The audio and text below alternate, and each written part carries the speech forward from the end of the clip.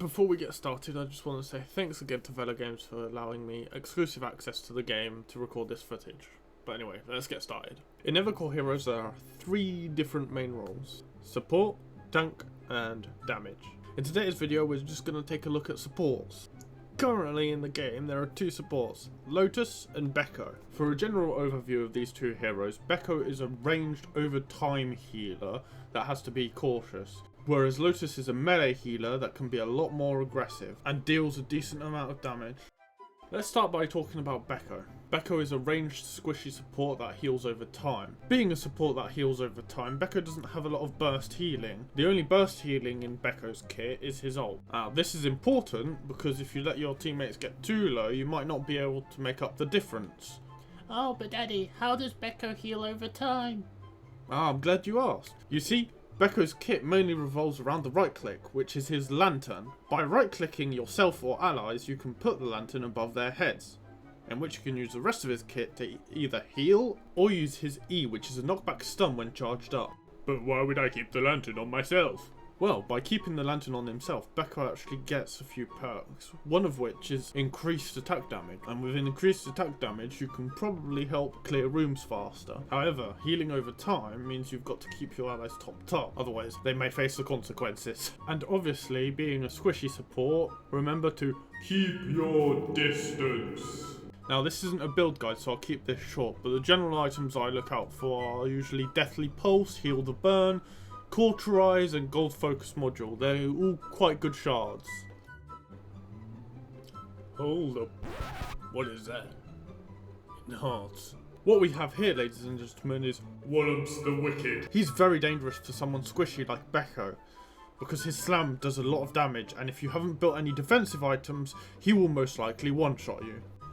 So the main point for Beko is build supportive items like effects on healing. Some defensive items will also help quite a bit. Keep your distance and work on your wrench dodging skills, otherwise it could end very badly for your team. If you can dodge a wrench, you can dodge a ball. What? But if you apply yourself and dodge those wrenches, your team can be victorious. I need some little. Okay, it's what happened. Oh, just stunts. Yeah, nice. Final round. Finally win. I told you one more.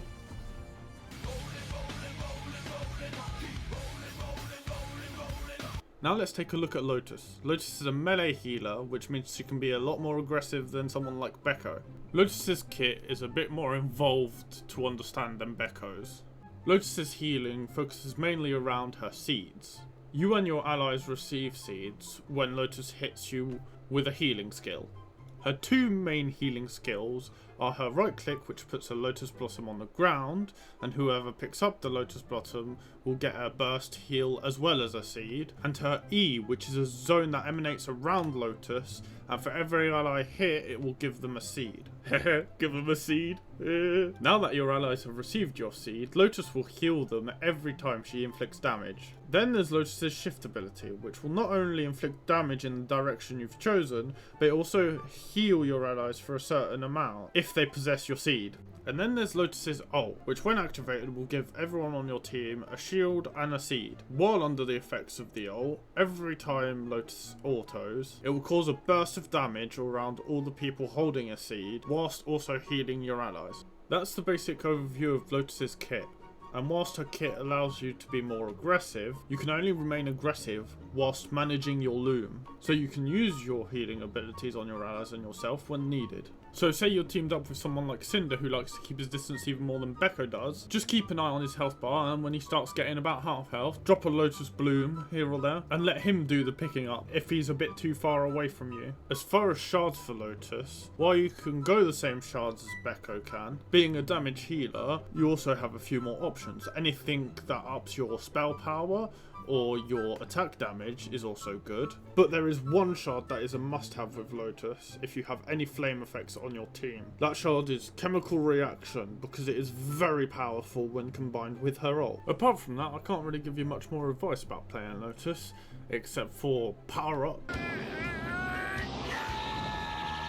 wishlist the game, and get ready to play when it comes out. Don't forget to build my shard, and come follow the adventures on Twitch.